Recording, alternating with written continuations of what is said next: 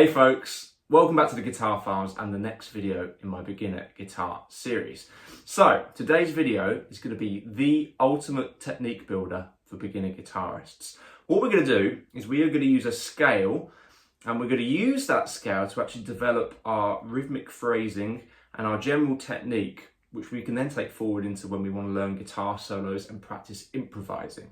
So the scale that we're going to use to do this is going to be an A minor pentatonic scale, which is going to sound like this. We're going to be at the 5th fret, and we're going to go on the E string 5, 8, and then the A string 5, 7, D string 5, 7, G string 5, 7, B string 5, 8, and then E string 5. So that sounds like this.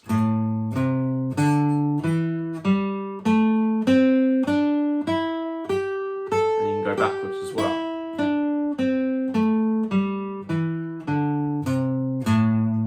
So that's the scale that we're going to use. You could of course use this workout on any scale, but I'm using this one because this is very common when we're learning guitar.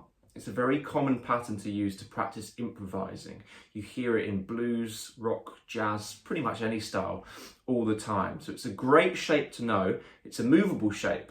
At the 5th fret, it's in the key of A, but for example, if you moved it down to the 3rd fret, the same shape, you'd be playing G minor pentatonic, right? So depending on what key you want, you can just move the shape and find the key that you desire, okay? So that is our template. So the first thing to practice is to literally stick on a metronome at a speed that is comfortable for you. So I'm going to say 70 beats per minute. And I'm going to try and play the next note on every click. So it'll be like this. If I count myself in, 1, 2, 3, 4. Trying to keep it steady as possible. And then in reverse.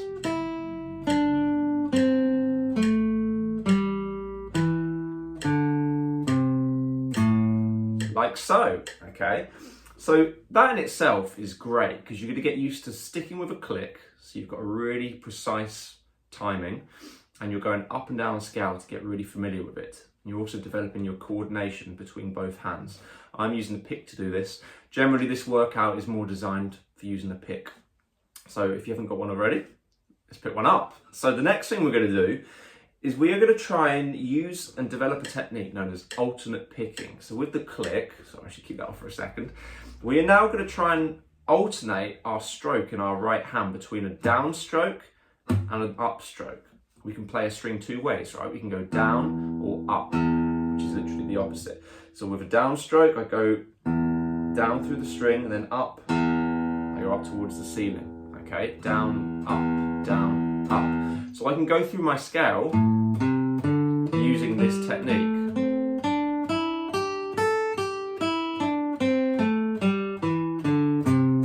Like so. And of course, I do it with a click to make sure I've got a secure sense of time. So let's count ourselves in. 1, 2, 3, 4.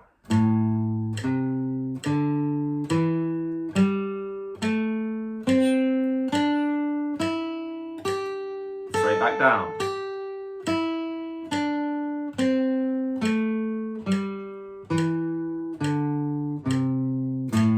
There you go. Very good. Okay. So I'd recommend, rewinding this video and just working on that until you feel super comfortable with it. That was at 70 beats per minute. Now the beauty of a metronome is you can pick any speed you want. So you could start slower if it feels a bit demanding at 70, or of course you can keep going faster to develop your technique further. Okay, so that's our alternate picking. That's one thing that we're going to develop. Okay, the next thing, using that alternate picking, we are now going to try and play in different subdivisions. So subdivisions are where you take the beat and you split it into different parts so you can fit more notes in each beat. So we were just playing on every beat. 2, 3, 4. 1, 2, 3, 4. Okay.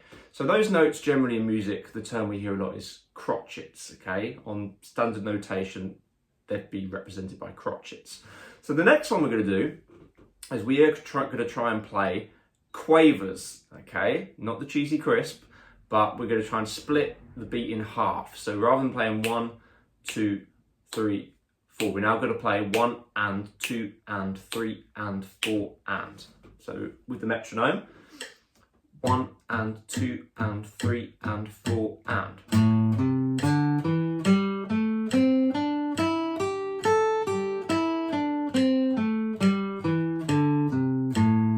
That. So I've split the beat in two, so I get a faster rate of notes. So obviously you might find that you need to take your metronome all the way down, maybe down to something like 50 beats per minute, and practice those eighth notes to get used to those. Okay, so let's try it at 50 beats per minute. 1 and 2 and 3 and 4 and.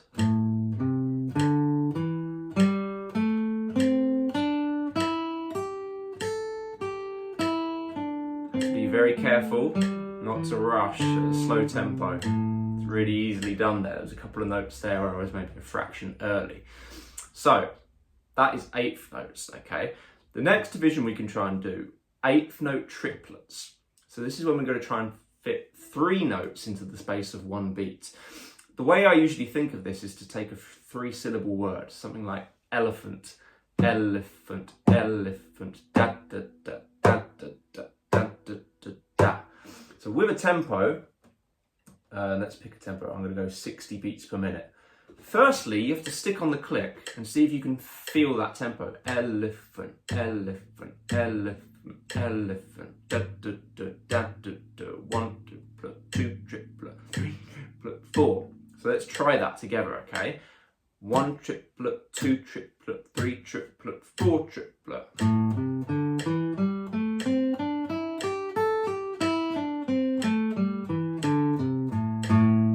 Now at the end there, to get back onto the beat, you might have to play that last note twice at the end, dun dun, and then you'll be back on the click, okay? So that is eighth note triplets, okay? Let's do that one more time. 1 triplet, 2 triplet, 3 triplet, 4 triplet.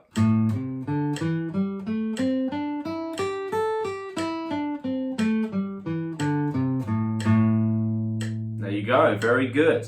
And of course, using alternate picking the whole time. Next thing after that, we're going to do one more subdivision. We're going to try semiquavers, okay? So semiquavers against the click sound like this. 1 E and a, 2 E and a, 3 E and a, 4 E and a, da da da da da da da da da da da da da da. I'm fitting 4 notes into each beat, okay? So this is obviously going to be the hardest one, but to demonstrate, it sounds like this. 1 E and a, 2 E and a, 3 E and a, 4 E and a.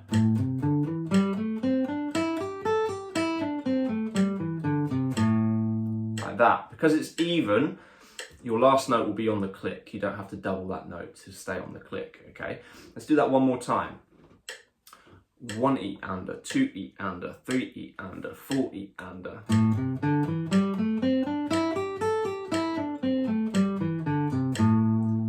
Very good, okay. Now let me give you a tip with that one, because obviously this is a fast speed. We have to adapt our technique to be able to kind of get the most efficient result. So when I do an alternate picking at fast tempos, I recommend that you rest the base of your hand on the bridge of your guitar and then bring your pick down like this.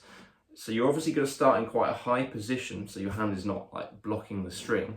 But as you move down, you've noticed that my hand moves down with it. And then obviously as I go back up, it's like a little elevator as it goes back up.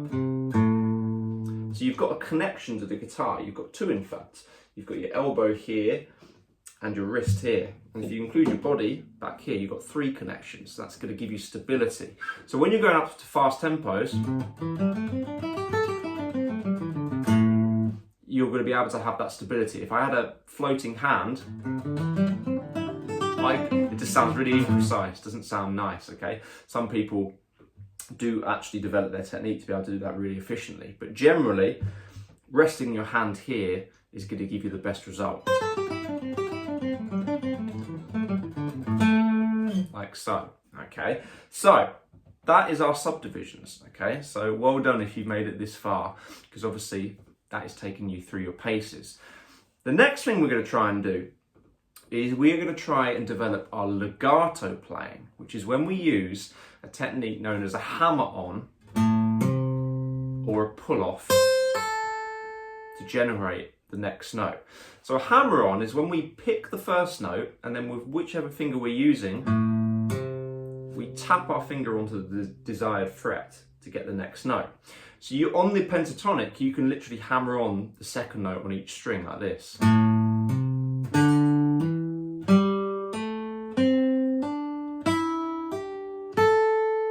Like that, okay? And obviously do the same backwards.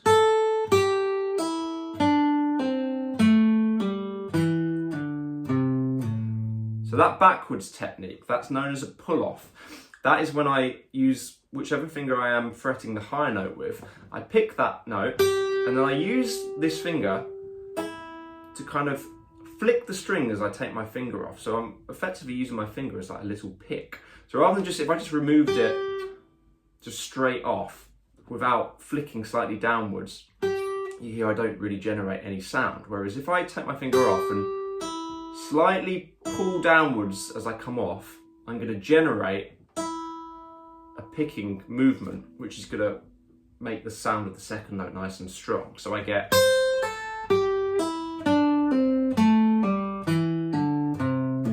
like that, okay? So with a pentatonic, if you want to extend it on the top string, you could go up to the 8th fret here, and then you can, on every string, do the same thing, okay? Now, what I'd recommend doing is go through all your subdivisions in that same way, okay? So just to demonstrate one or two, let's start with our crotchets. It's hard to keep it nice and on tempo. And then you can go.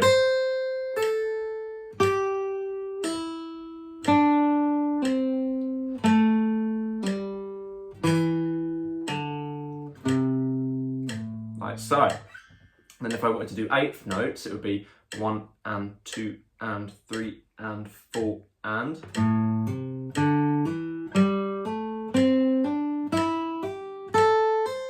Like so, then I could go backwards.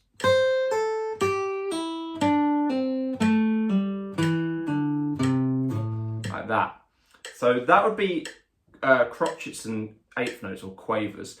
You could of course then go into triplets. Triplets is harder because suddenly you're going to be hammering on across strings whilst trying to keep this group of threes going. So it's going to sound like this. Like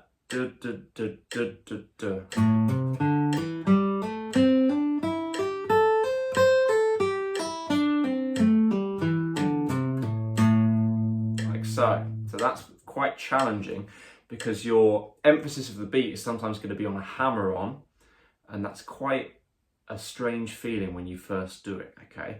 So that one will require a bit more practice because it's an odd grouping, and that always feels a bit stranger on the guitar. So then the last one would be semiquavers. 1 E and a 2 E and a 3 E and a 4 E and a.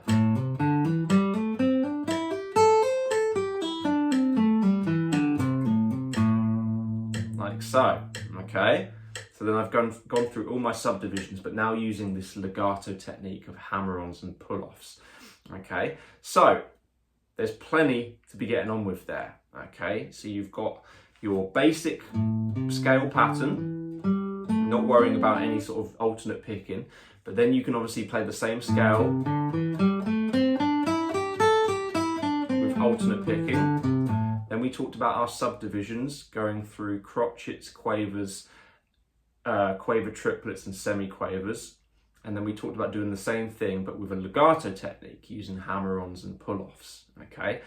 The last thing you can do is you can think about different groupings of this pentatonic shape. This is going to be very useful when it comes to improvising.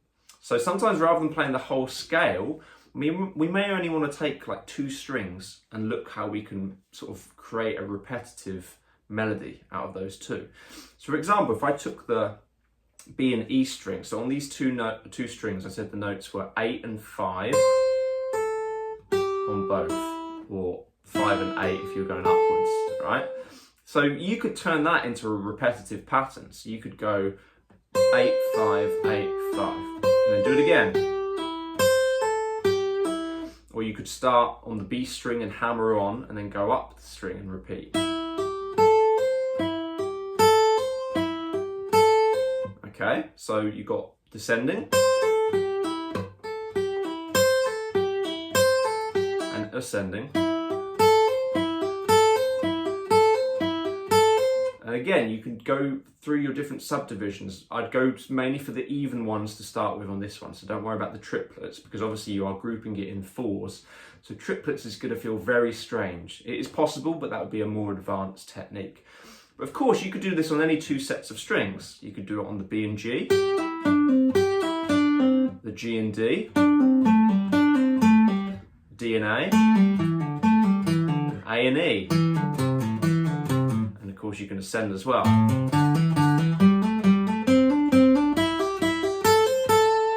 So all of a sudden, you've got all this vocabulary that you can work on in different string groupings, and then with time,